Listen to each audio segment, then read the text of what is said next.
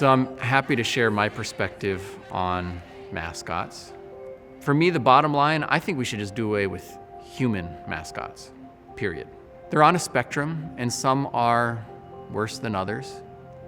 Redskins, obviously there's a history, and although there are competing explanations of where that term came from, at least one of the dominant theories is that it came from a bounty placed on native people and scalping them for bounty, leaving them with a redskin. The two most common defenses I hear about using native mascots are that, hey, we think natives are really cool warriors, like Spartans and Trojans and things like that, and so we're honoring them. And the other is, I found a native person who said it doesn't bother them at all, so you should hush. So first of all, remember that the hometown fans, when they put on faux war paint and chicken feather headdresses and things like that, are these guys honoring, or are they just kind of playing Halloween? And I would say that most of the time they're just playing Halloween. Even something like an eagle feather, which has spiritual significance, in most tribes is an important sacred item, a bird that flies higher than all others, a way to honor somebody. It used to be that each eagle feather was earned with a military deed or other great deed for the people.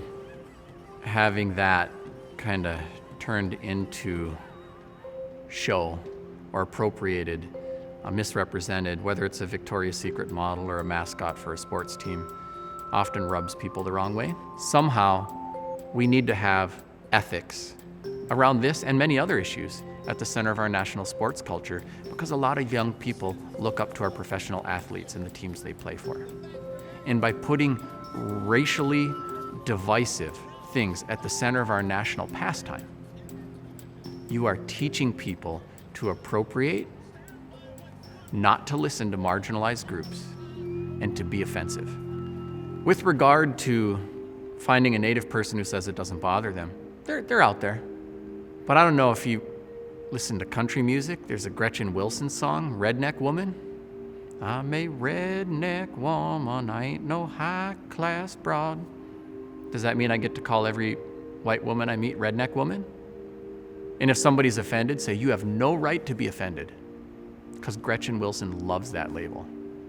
So if you can find a native person who says, redskin doesn't bother me, that doesn't mean you can ignore all the people who say it does. And most native people say it does. Over 100 tribes have passed resolutions formally repudiating the use of native imagery and mascots for sport teams.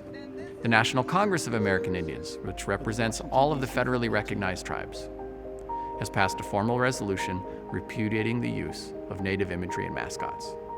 And so it's important that we get the multiple perspectives. The ways we do that is with education, conversations, recruiting and developing a diverse workforce that has men and women, people from all kinds of racial backgrounds and groups, and we can all learn from each other. There are a lot of different ways that we can do this. We have to listen.